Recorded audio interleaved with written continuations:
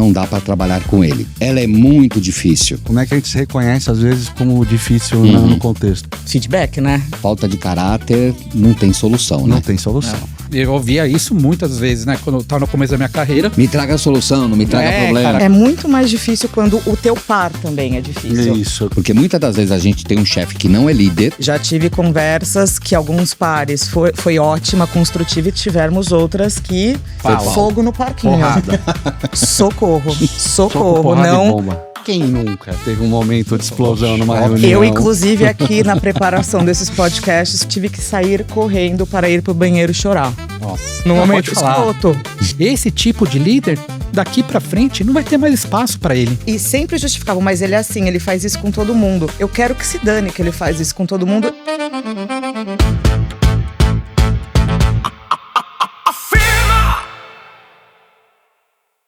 Olá, sou Maurício de Paula, diretor de criação e diretor de fotografia. Olá, eu sou a Marcela Sperducci, consultora e comunicadora. Olá, sou Alex Fornazari, consultor e executivo de marketing e vendas. E eu sou o Júlio Gomes, consultor e treinador e um entusiasta das relações humanas. E essa é a Firma, uma plataforma de conversa sobre gestão, comportamento, carreira e o mundo dos negócios. Aqui a gente fala sobre o mundo do trabalho a partir de experiências reais, diferentes perspectivas e dilemas que quase todo mundo enfrenta. E hoje vamos falar sobre um tema que todo mundo já viveu, mas pouca gente admite com tanta franqueza: como lidar com gente difícil no trabalho. E antes da gente entrar na discussão, se você conhece pessoas que gostam desse tipo de conversa descontraída, mas que também tem conteúdo, não se esqueça você mesmo de seguir a gente lá no canal, apertar o botãozinho, que vai ajudar bastante esse canal a crescer. E no trabalho é comum a gente ouvir frases como: aquela pessoa é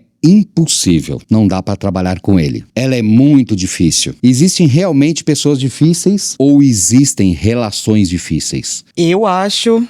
A gente estava conversando, inclusive, antes de começar a gravar, que é um pouco dos dois, na verdade, né? Eu fui essa pessoa que já escutou, ela é muito difícil. E às vezes era verdade, e às vezes não. Às vezes era só um problema de relação mesmo. Tem diferentes categorias de difícil, né? É legal a gente clusterizar o difícil, né? Cortar o elefante. Importante. E às vezes nós somos os difíceis, né? A gente até falou também em off sobre isso. Como é que a gente se reconhece, às vezes, como difícil no contexto. Feedback, né? Feedback. Mas me parece que um tema que é importante para categorizar o que é difícil e o que não é difícil é que, trabalhando numa organização, a gente tem que atuar no modo de cooperação e colaboração, né? Às vezes a pessoa é gênio, incrível e não colabora, não coopera com o time, aí a coisa complica. O que vocês acham? Eu acho que é um pouco de insegurança pessoal também. Eu acho que esse é um dos pontos, Tem um bom né, ponto, cara? Mal. Porque a insegurança, cara, ela é o fundamento, ela é o trigger que vai gerar uma série de atitudes e comportamentos, né? Então, quando a gente fala de ser uma pessoa difícil, algumas vezes, como o Alex bem colocou, né? Você está se adaptando àquela situação e a sua forma de se adaptar impõe essa percepção dos outros de que você é uma pessoa difícil, intransigente, e por outras vezes você tem que fazer essa figura, né? Dependendo, se você tiver no cargo de liderança, é uma outra forma que aí você entra um pouco na zona de persuasão também. Então acho que tem a questão pessoal, psicológica e tem a situacional também. Eu colocaria ainda a inteligência emotiva também, porque emocional e emotiva a gente de vez em quando vai sair uns...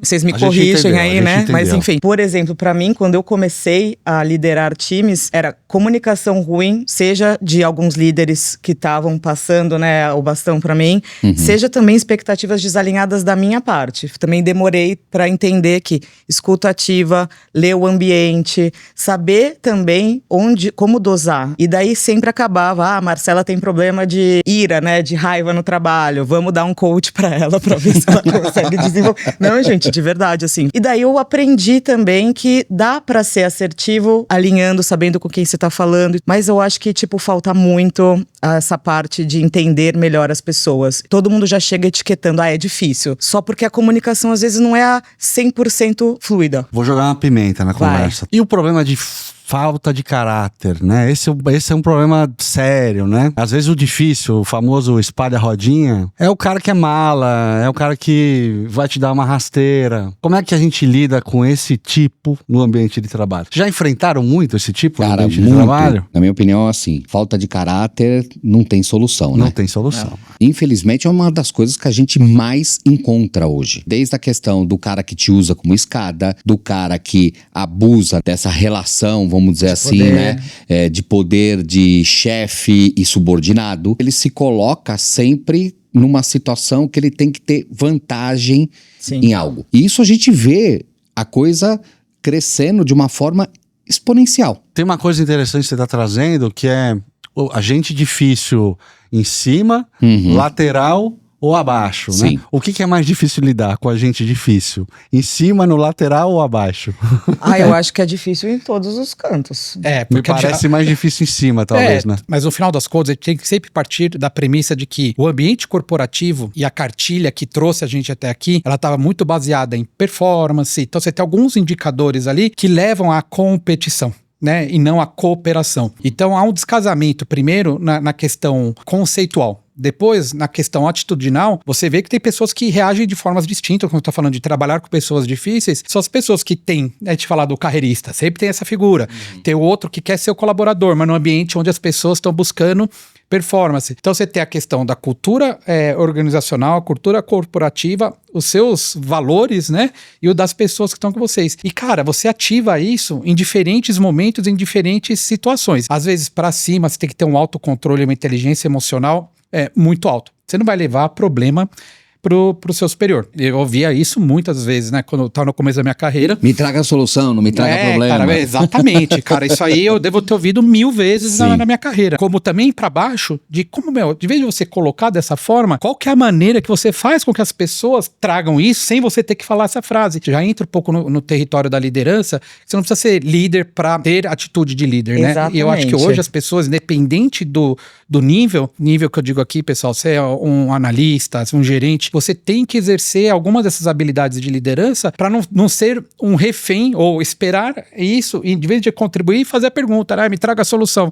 Beleza, mas cara, como é que eu desperto isso nas pessoas? Exatamente. E aqui que eu acho que a gente começa a falhar e semeia esse ambiente de pessoas difíceis, de um ambiente competitivo, né? E é disso que se trata um pouco do nosso papo também, tá, pessoal? A gente quer cada vez mais se aprofundar e trazer esses desafios pra gente definir, né? E refletir, melhor dizendo, sobre como navegar nessas águas turbulentas, né? Eu acho que pra mim, durante esse percurso todo de carreira, é muito mais difícil quando o teu par também é difícil. Isso. Porque a questão a gente sabe que tem desafios quando você está liderando pessoas. Concordo completamente que você não precisa ter o crachá lá que você é o líder de uma equipe para você, vários, né? Acho que todo mundo já passou por isso, tem aquela pessoa que é um líder ou uma líder nata. As pessoas confundem muito liderança, ser um líder com um chefe. Porque muitas das vezes a gente tem um chefe que não é líder e outras vezes a gente tem uma pessoa que, por natureza, ele tem essa questão da liderança, de trazer as pessoas junto com ela, e muitas das vezes ela não tem um cargo. Exatamente. Né? Inclusive temos uma pauta para falar de liderança. Sim, só. Liderança e também. E vou adicionar uma outra camada aqui. Sobre pessoas difíceis, não difíceis, o que leva uma pessoa a ser difícil, e não estamos falando de caráter, a gente está falando realmente de quantos bons exemplos essa pessoa teve durante o percurso de carreira dela. Quais foram também as ferramentas que foram dadas para essa pessoa, porque eu acredito que a gente possa se autodesenvolver se formos curiosos, mas também é papel da empresa e de quem tá lá, que todo mundo possa crescer, se desenvolver, e não necessariamente, né, gente, todo mundo tem que ir para papel de liderança, e só gente difícil é gente que tá em papel de liderança. Tem gente que causa caos e tumulto, sim, em parte técnica, em parte operacional, que também gera um puta caos, né? Sim, sim. A gente falou muito dessa questão de acima, lateral, abaixo. As relações de poder, de alguma forma, elas alteram a maneira como você vai lidar com o problema. Sim. Vocês já tiveram, por exemplo, que chamar um par no canto e falar, amigão ou amigona, não tá rolando, cara. Sim. Já teve alguma situação dessa, cabeluda assim? Porque quando é alguém do nosso time, a gente vai resolver de uma forma ou de outra, né? Sim. Vamos falar o português, claro. Agora, quando é lateral, um par, quando é o chefe também é difícil, né, cara? Eu acho mais fácil a parte do teu líder, do teu gestor ou gestora, do que o par. O par eu acho que a conversa difícil, né? mais complicada. Já teve essa conversa com algum par? Já tive conversas que alguns pares foi ótima, construtiva, e tivemos outras que fogo no parquinho. Porrada. Socorro. Porrada e bomba. Não aceitar nem algum tipo de... Você dando exemplos concretos, que eu acho que também tem essa coisa. A pessoa difícil, ela tá recebendo um feedback que você tá contando o que aconteceu, como você se sentiu, como é que aquela coisa impactou, ou você só tá falando, você é bobo, você é feio, sabe? Tem essa questão também, tem gente que não sabe falar com a pessoa. Exato. Então a pessoa nunca vai saber por que você tá achando que ela é difícil, que não tá rolando, sabe? Quem nunca teve um momento de explosão numa reunião? Eu, inclusive, aqui na preparação desses podcasts... Foi isso que eu tentei puxar agora. Você tentou puxar. Mas também, né? De novo, ler ambiente, Total. E também ser humano, empático. Eu acho que a base da comunicação é a empatia. E a gente tentar entender se é recorrente, o porquê aquilo tá acontecendo. Eu acho que para ter times, etc., para trabalhar bem com qualquer pessoa... Sócios também, sócias, é necessário ter empatia. Você já foi salva em alguma reunião que você estava? Já, e agradeci. Como foi o processo de salvamento? Eu vou contar uma história também que eu fui salvo numa reunião e foi muito legal. Salvo numa reunião que eu estava me afundando, que eu estava cheia de ira, ou salva porque eu estava dando errado tudo e estava... Conta mais cabeluda, Marcelo. Aqui a gente quer conversas... francas e cabeludas. Conversas francas, não. Teve uma vez que eu tava perdendo as estribeiras numa apresentação pro CEO, pro CFO, e o CFO, ele era uma pessoa muito desagradável, em geral. Eu não vou falar nem difícil, era desagradável em geral. Atenção, e também, amiguinhos, a gente não dá nomes aqui. A gente não dá nomes nem de empresas, nem de nada. Mas enfim, desagradável, inclusive bem sexista, e ele continuava me interrompendo na apresentação toda, e aí, tipo, muito difícil que eu trema e que eu perca, né? Comecei a tremer, comecei a gaguejar, tive que sair correndo para ir pro banheiro chorar. Nossa. Eu pedi para não interromper 1, 2, 3 e era só assim.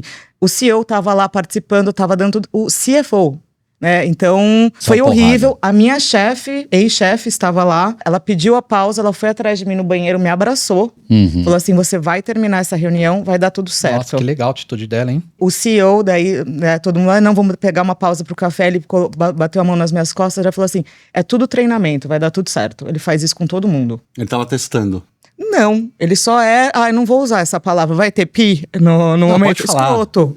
Não, escroto é uma palavra leve. Então, assim, desculpa, péssimo. E faz isso pra descompensar as pessoas. Pelo que eu ouvi falar de quem continuou na empresa, continua fazendo a mesma coisa. Ele gera essa insegurança, é uma maneira de ele exercer a liderança. E aí tem aquela palavrinha persuasão, essa é aquela persuasão negativa, que o cara, ele vence te fagocitando, tipo, te derrubando, jogando pra baixo. Esse tipo de líder, daqui pra frente, não vai ter mais espaço pra ele. Eu tava também perdendo a estribeira numa reunião, enfim, algum tema cabeludo discutido e tal, e aí eu perdi a paciência. Eu fiquei visivelmente alterado, enfim, alterado, ó, você leva um pouco o tom de voz, enfim. E tinha uma pessoa do meu time na reunião, do meu lado. Eu vou até falar o nome dela, porque ela merece, porque ela fez uma coisa comigo que eu nunca mais vou esquecer. Ela olhou pra mim e ela fez assim, ó. Essa atitude me colocou no eixo na hora. O João Gonçalves, se você estiver vendo, João, foi você que fez isso. Eu nunca mais vou esquecer essa tua postura. Ele era uma pessoa que trabalhava no meu time, ele reportava pra mim. Às vezes a gente consegue salvar as pessoas com coisas pequenas, como a tua chefe te chamou e falou pra você respirar também. Então eu queria trazer esse exemplo, que foi um exemplo super legal que aconteceu comigo. Pô, que bacana. Valeu, João. A gente vê aqui situações que em muitas empresas existe um fenômeno bem conhecido. Pessoas muito competentes tecnicamente, que têm comportamentos difíceis, continuam sendo toleradas. Tipo o CFO que eu estava falando. E a pergunta para a mesa aqui, existe uma tolerância para pessoas difíceis quando elas entregam resultados ou não? Posso falar? Voltando a tal pessoa, genial. Conseguia fazer maravilhas do ponto de vista das finanças. Genial mesmo. Genial. Não tinha o que falar. Olha quantas coisas foram toleradas. Olha o tanto que essa pessoa subiu na carreira. E sempre justificavam, mas ele é assim, ele faz isso com todo mundo. Eu quero que se dane que ele faz isso com todo mundo. E pegando também o gancho que o Júlio tinha falado, acho que cada vez menos vai ter menos espaço para esse tipo de atitude, mas ainda estamos em transição de gerações. Tá. Então era esse outro ponto aqui que eu ia colocar. A gente tem um pouco dessa coisa, a pauta não é de conflito geracional, mas vamos falar diferente, sobre essa pauta? Né? Porque eu sou de uma época que é mestre gafanhoto. O que é mestre gafanhoto, Mal? Você tinha um chefe e você lá era o aprendiz. Então, a gente se espelhava nesse cara. O que acontece? Se você deu a sorte de ter um cara, conseguia juntar a galera, você conseguia crescer com esse cara. Se esse cara era um tosco, você ia adquirindo esse comportamento. Como hoje continua-se esse tipo de coisa, mas antigamente a gente se passava muito tempo dentro das companhias. Hoje, então, você tem uma troca e você tem meio como balizar e ter exemplo, porque não precisa ser escroto para poder ser chefe. Exato. Aliás, preferencialmente a gente não quer, então, né? A cartilha antes era simples assim. Eu tive também, ao longo da minha carreira, sou da mesma escola, pessoal, então eu comecei a trabalhar na década de 90, bem no comecinho da década de 90, onde você tinha, que era o chefe, que era a referência. Ele virou chefe, inclusive, porque ele é a referência.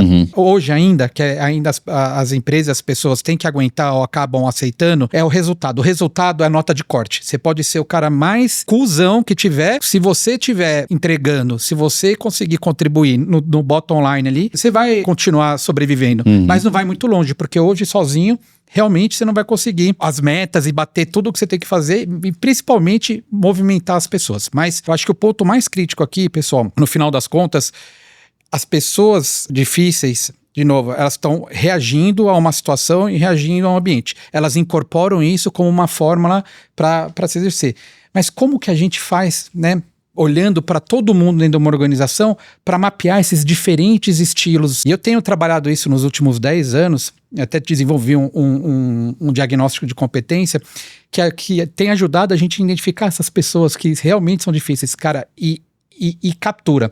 E você tem amostra, você consegue fazer incidência em cima disso. Se a gente conseguisse, de uma forma mais clara, poder ter aberturas, conversas mais abertas com esse tipo de pessoas, as lideranças das pessoas, você conseguiria trazer elas para dentro da realidade. Mas ninguém questiona, né? Fica ninguém questiona. Olha, numa das minhas últimas vidas profissionais, uma das coisas mais legais é que, junto com os MBOs, né? Os MBOs, eles eram não só em performance, e tinha uma conversa que a gente chamava de performance conversation, mas era performance mais baseada no como você convivia com seus pares, com seus colegas e tudo mais, era 360, mas assim, o gestor ou a gestora tinham que fazer no mínimo 4 para poder chegar a um mínimo para poder contribuir ao MBO. Ok, mas é igual isso. Para mudar a cultura no começo, às vezes você tem que incidir lá na performance para, né, receber mais dinheiro, mas as pessoas começaram a pegar gosto pelas performance conversations e se notou uma melhora na motivação, no engajamento, ainda mais falando de uma empresa que era manufatura, era de 1888, a marca mais velha de 1254. Você imagina um ambiente que foi por muito tempo muito sexista, muito fechado, não tinha conversa de performance e performance era só vista por número e EBITDA e essas coisas. Então, assim, eu notei, porque quando eu entrei na empresa e quando eu saí, já estava há 5 anos rodando. Foi muito legal ver como conversas que eram difíceis no começo, todo mundo fazia mais que 4, fazia 6, 7.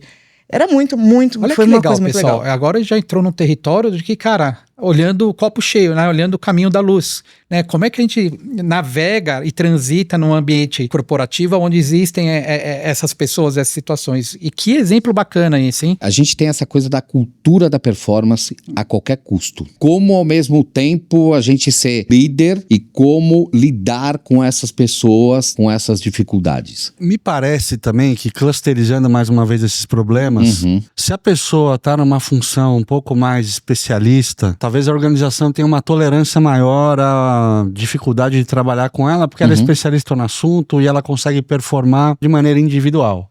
Que era o exemplo meio do CFO aqui da empresa ao qual ela trabalhou. Mas você passaria o pano mesmo assim? Não passaria o pano.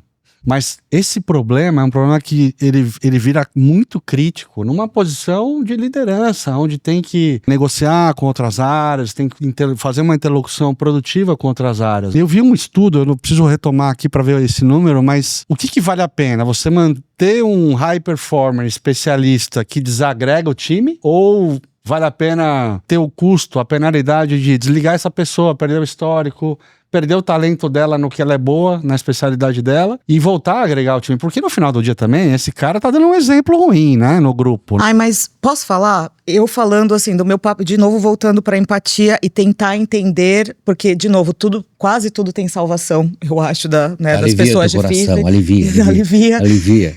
Beleza, a pessoa tá lá isolada no mundo técnico dela. Provavelmente vivendo de merda, porque talvez se sinta desagregada ela mesma. Tô indo pra outro lado da perspectiva. Porque aqui a gente tá vendo o outro. Mas essa pessoa também, talvez ela não se sinta escutada. Ela não se sinta entendida. Ela gostaria de ter mais momentos de agregação. Eu acho que tem muitas camadas nessa leitura potencial, né? Muitas. Quando a gente coloca essa cultura da produtividade, a gente não achou uma equação ainda com esse componente mais humano. Eu ia chegar aí. Tem um artigo da McKinsey, cara, que fala claramente assim, vamos sumarizar em 2 grandes estilos de liderança. Aquela liderança centralizadora, que ela quer... Controle a todo custo. Então, é liderança controladora. E vamos colocar agora a liderança humanizadora. Esse é o novo perfil que está sendo moldado, porque... em algum momento você vai ter que ser a pessoa difícil. Só que se você faz isso com inteligência emocional, se você faz isso contextualizando, se você faz isso ouvindo, mais do que escutando, tem a diferença grande entre ouvir e escutar, né? Todo mundo escuta, né? Ouvir aqui virou uma atividade bem complicada, né? Se a gente conseguir mesclar tudo isso, aí a gente tem mais possibilidade e habilidade para poder navegar nessas situações e com essas pessoas difíceis. Tenho mais outra pergunta aqui pro grupo. Em muitos casos, trabalhar com gente difícil envolve lidar com ego? No final do dia a gente tá falando sobre isso. A gente tá falando ser humano. A gente tá falando sobre isso, ego, né? O ego tá na equação. E todos nós 4, inclusive. Mas quem não tem? A questão é como você olha no espelho e fala assim, ok, como é que eu vou lidar com isso? Ou como deixar o ego de lado? Não tem como deixar o ego de lado. Eu não acredito nisso, eu acho que é uma mentira. Você pode dar uma domadinha nele, mas ele tá sempre presente lá. Tá sempre presente. Tá sempre. Tem uns calos que as pessoas pisam, que você já vê que... nossa senhora, foi no ego. No ego. É só você aprender como aliviar. Respira lá. Ou sai, dá uma voltinha. Gente, eu tinha mania de mandar e-mail enfuriada. Primeiras cargos de liderança. Cagada, isso é uma cagada. 99% das vezes não vai dar certo. Dá ruim. Tira o coelhinho. Tira o coelhinho. Dá ruim. Mandava. Chegava, ficava vermelha. Até que um outro muito sábio ex-chefe falava assim, Marcela, lê 3 vezes pelo menos. Vai dar uma volta, lê 3 vezes, vai tomar um café ou vai fazer outra coisa que você tinha que fazer. Eu comecei a ler os e-mails que eu mandava sem respirar. Eu teria me mandado embora, eu acho. Foi meu exemplo de sexta-feira lá. Você lendo e-mail em português, traduzindo, pô, legal, mas você lendo mesmo, meu Deus. E é o ego da pessoa que assim, eu tenho certeza que eu vou resolver, vou ajudar. Com um e-mail, você resolve um puta problema. Calma, né? Acho que para virar consultores, inclusive, isso é muito importante, né? Porque daí você já passa. Eu, pelo menos, sempre fui cliente, passei pro lado da consultoria, mas no começo, olha as coisas, a impulsividade. Como a gente é difícil no começo também, né? Pela imaturidade, eu acho. Então, aí você tocou num ponto, ele tem uma correlação da pessoa ser mais nova, mais velha, essa coisa do ego, porque eu vejo que assim, né, cada vez mais a geração Z, esse ego, ele é algo difícil de se lidar, não? Eu acho que a gente tem tendência a achar que a geração seguinte, ela é sempre pior, às vezes melhor para algumas coisas. Geração faz muita diferença. Eu tendo a ter mais problemas com as gerações antes de mim do que com a geração Z, por exemplo. Mas eu acho que tudo depende, de novo, a coisa que o Júlio tinha falado de escutar e ouvir. Eu acho que a gente tem ouvido muito pouco e a gente escuta muita coisa. Então acho que a gente já parte com o pé atrás e daí sim vira... Não, é difícil. Não, vamos se abrir mais, né? Vamos se abrir mais. Eu gosto também dessa reflexão porque a gente chegou na maturidade, né, da nossa geração. Porque a gente teve... na situação da Z, há 30 anos atrás. E eu lembro muito bem de olhar a liderança mais centralizadora, a pessoa que é referência, porque ela era mais dura e fazia as coisas acontecer, de você olhar e buscar uma inspiração num cara que não era você, mas você sabia que você tinha que ser daquele jeito. Essa geração, que são os nossos filhos, né, já cresceram, a gente tentou, e cada geração vai tentando consertar, vou colocar de uma forma mais medíocre aqui, pessoal, tentando consertar o que a outra não fazia bem. Então a gente tá falando dessa parte da humanização, os nossos pais tinham que sair para trabalhar. né? Às vezes a mãe ficava em casa, né? Essa geração já mudou, a mãe e o pai trabalham, né? Muitas vezes os filhos são criados por uma pessoa que tá lá no lar, né? É quase que terceirizado, né? E aí, então, tudo isso tem impacto, mas eu tô querendo chegar num ponto que a gente se aproximou mais, cuidou mais dessa geração, e talvez essa asa tenha colocado alguns empecilhos pro ego, porque eu tenho uma autoestima muito alta, essa geração da geração da autoestima alta, né? Puta, se você quebrasse alguma coisa, se fizer alguma coisa errada, a gente tomava chinelada. Aqui, passa a mão na cabeça e vai ter uma conversa franca pra pessoa entender que naquilo não estava certo. Muito melhor, né? Esse modelo. Ainda bem que tem mais diálogo, com certeza. Então, graças a Deus, essa é a grande evolução. Mas a consequência no primeiro momento Tomei muita paulada, cintada. Também, cara. Mas não toda hora você tá certo, entendeu? Foi forjado na cinta, né? Forjado na cinta, na mangueira. Forjado na baiana, na mangueira. Minha mãe cortava pedaço de mangueira. Vixe. Não, e detalhe, e ainda chegava e falava assim, vai buscar a mangueira atrás do armário pra apanhar. Cara, tá vendo? Eu nunca apanhei. É só no Afirma que você vê isso. A gente tá falando de A ego, vida vai real. pra mangueira, vai pra cinta e volta real. pro ego.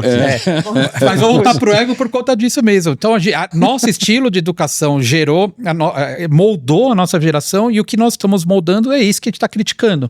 Então, são pessoas que chegam no ambiente, têm uma aspiração maior, né? Então, eu não quero fazer o trabalho braçal. Eu tô preparado para ser o gerente, eu sou preparado para ser o presidente. Então já vem com essa pegada, e é legal isso, só que ela tem que entender, e aí é recado para todas as gerações, pessoal. Experiência, você não consegue do dia para noite. Aprendizado, você consegue. Experiência é um ano após o outro. São décadas. Horas de voo. Horas de voo. Tomando tabefe na cara, caindo em buraco. Dias de glória também, e levantando, né? caindo e aprendendo na jornada.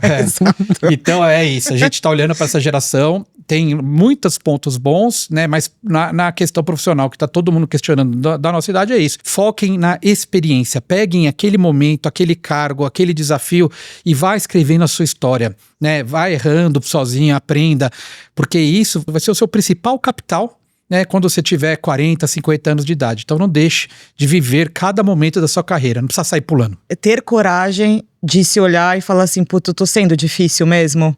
Escutar o que as pessoas falam, perguntar. Eu sempre, nesses últimos anos eu sempre perguntei também, em períodos que eu tava mais on fire, né, tava mais estressada e tudo mais, falava assim, pro meu time, para os pares também, pros superiores, falava assim, tô sendo difícil? Vocês estão notando alguma coisa? Por favor, me avisa, porque às vezes a gente também fica cegos, né? Mas precisa abrir esse espaço de escuta, né, Marcela? Sim, mas às a vezes gente difícil, precisa né? ser sincero com nós mesmos, porque em algum momento a gente vai ser difícil. Só não pode ser difícil o tempo todo. Uns mais, outros menos, mas difíceis. Mas tem que ter o ego, né? Exato. Uma outra pergunta é, existe um momento da carreira em que você aprende que trabalhar com gente difícil faz parte do jogo? Sim ou não? Total, eu acho do cacete trabalhar com gente difícil, porque eu aprendi muito, olhando em retrospecto minha carreira, os chefes difíceis que eu tive, e que obviamente foram mais chefes difíceis do que chefes que me inspiraram. Que líderes, vamos falar assim, talvez. Enfim, chefe, naquele conceito de chefe que o Julinho trouxe ali, né? Uhum. Olhando em retrospecto, eu aprendi muito. A minha resiliência se desenvolveu muito. Eu entendi o que não fazer. Uhum. Eu aprendi o que não fazer. Então eu acho que faz parte do jogo, porque a gente não pode romantizar a carreira, né, pessoal? Não. Também. Chega, né, de romântico. Não é escolinha, não é escolinha, não é cor-de-rosa. Exato. Não, e, gente, é duro. E romantizar violência psicológica também, né? Claro que na Itália sempre falam, mar calmo nunca fez bom marinheiro. Uhum. Só que assim, também não precisa ser tudo à base de tapa, como né, que gente? Fala isso em italiano? Mare calmo non fa buoni capitani, porque na verdade é capitão. Olha que beleza, hein? Porque na verdade é capitão, não é marinheiro. Mas enfim, também não gosto de romantizar, tem que ser tudo. Não, gente, dá pra ser liderança gentil. A gente precisa de mais liderança gentis.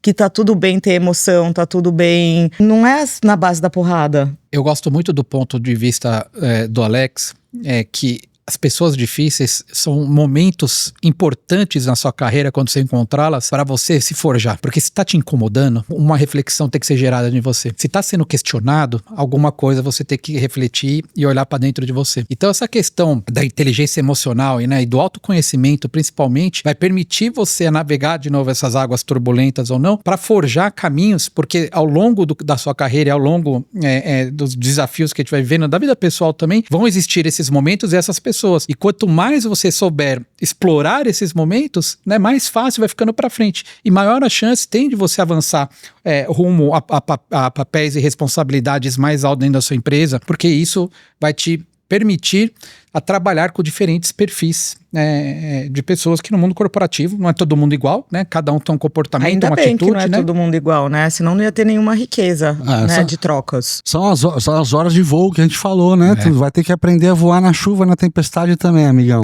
É isso. Né? Jurídico, é pra ver se pode falar isso aí. A gente tem um quadro aqui que ele chama Opinião que Pode Me Cancelar. Ih, eu tava esperando esse quadro chegar. Mas aí eu quero ouvir de cada um, tá? Qual a sua opinião sobre a pessoa difícil no trabalho que pode ir contra o discurso dominante? Nossa senhora, eu acho que a gente já abordou bastante o que pra mim é uma opinião que pode me cancelar. Eu acho que muitos RHs me cancelariam também. Mentira, hoje não, mas a coisa não, de sim, romantizar o gênio difícil, né? Ah, mas ele entrega, ele é bom. Ele entrega ou ela entrega, nossa, não sei o quê. Tá tudo bem com se a gente perder essa pessoa, o time desmorona. Gente, ninguém é insubstituível. Vamos combinar, você tenta uma, duas, né? Todas as ferramentas, então vamos parar de romantizar gênios difíceis. Boa. Alex.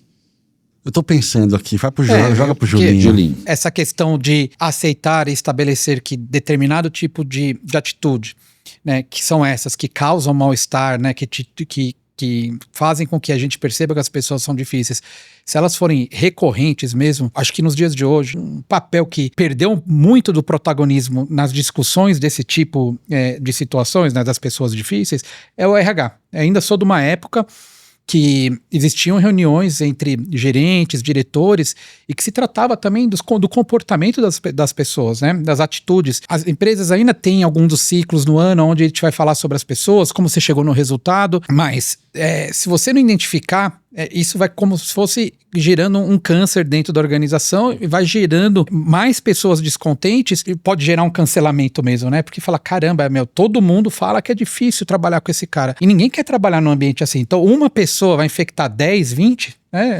são coisas que podem cancelar aí muito forte, né? Não, mas eu quero saber a sua opinião. O que pode te cancelar? Agora, o que me pode cancelar é que eu sou o cara que hoje, graças a Deus, a maturidade, né, e a experiência me ajudaram. Sabe aquela conversa paralela, pra cima e pra baixo? Uhum. Eu, no momento que me tocou, eu processo, penso 3 vezes e eu dou feedback pra pessoa, eu ligo, feedback não, eu vou conversar com a pessoa pra esclarecer, pra resolver. Antigamente eu guardava. E aí, isso me encantou. A chance de eu me dar mal aqui, a pessoa não entender, é muito grande, mas a forma como eu faço aí ajuda. Daí você não vai ser cancelado. Então, aí eu evito o cancelamento na mesma... eu me exponho, mas eu vou pisando em ovos, né? A maturidade, gostamos dessa perspectiva. A maturidade te trouxe, né? Um pouco mais e antigamente ia ser cancelado porque eu ia comentar e eu ia falar, cara, puta, não dá pra trabalhar com esse cara. Mas você sabe, uma experiência ruim você conta pra 10 pessoas e uma boa você não conta pra ninguém. Exato, sim. É verdade. E isso não é legal também, né? É baratinha no pão. Tô vendo a cara do Alex aqui. Ele tá... Vai, Alex, você tá segurando, Alex. É tudo uma questão também de como é que a gente tolera e como é que a gente confronta as situações da pessoa difícil, né? E às vezes a pessoa difícil, ela é difícil em público. E a minha opinião é que a gente deveria ter o direito de mandar ela tomar no cu em público. Tá. Ai, opinião que pode me pode. É isso, tá? Chega. Com isso, senão chegamos ao final. O rapaz do jurídico já tava aqui, já ó. Tá, corta. Tô vendo uma luzinha piscando vermelha ali, cara. Cortei. Vai, Bom, Maurício ficou até sem voz. Eu, no meu caso aqui, é assim. Eu posso me considerar talvez uma pessoa exigente, extremamente exigente. Eu não acho, mas não, é de boa você, mal. E para alguns, podem me classificar como uma pessoa difícil. Hoje, talvez um pouco menos, mas no passado, sim. Eu sei que muitos, Maurício é difícil. Mas aí, de novo, eu acho que é a mensagem, o ponto que eu gostaria de deixar aqui. Existem duas coisas que são distintas e muitas das vezes as pessoas confundem. A exigência no sentido de primar pela perfeição, querer que as coisas saiam corretas. E aí eu brinco, eu falo assim, o fazer o certo e o errado é o mesmo tempo. Então faz o certo. Ó, Gostou? E aí, só que aí é muito fácil, né? A gente entrar aqui e se colocar numa coisa e falar, puta, meu chefe é difícil. Ele é difícil porque ele tá pedindo para que você entregue efetivamente o melhor daquilo que você pode dar. Então, um ponto, hein? Eu acho que esse é um ponto pra gente refletir o que é essa coisa do difícil e do exigente, para que não confunda esse tipo de coisa. Porque, de fato, são coisas completamente diferentes. Super, concordo, ótimo ponto. Já voou o tempo, né? Voou o tempo. Tempo voa quando você está se divertindo com os amigos, colegas de profissão. E esse foi mais um episódio da primeira temporada da Firma. Se você acompanhou a gente até aqui, muito obrigado por fazer parte dessa conversa. E conta pra gente que tema você gostaria de ver na próxima temporada. E se você gostou desse episódio e dos outros que você assistiu, não deixe de se inscrever, deixar o seu comentário, né? E ativar aí o sininho, o like, porque não é só questão de visibilidade, pessoal. É pra gente realmente ter feedbacks para ir melhorando as nossas pautas aqui. Então, a gente se vê no próximo episódio. Até.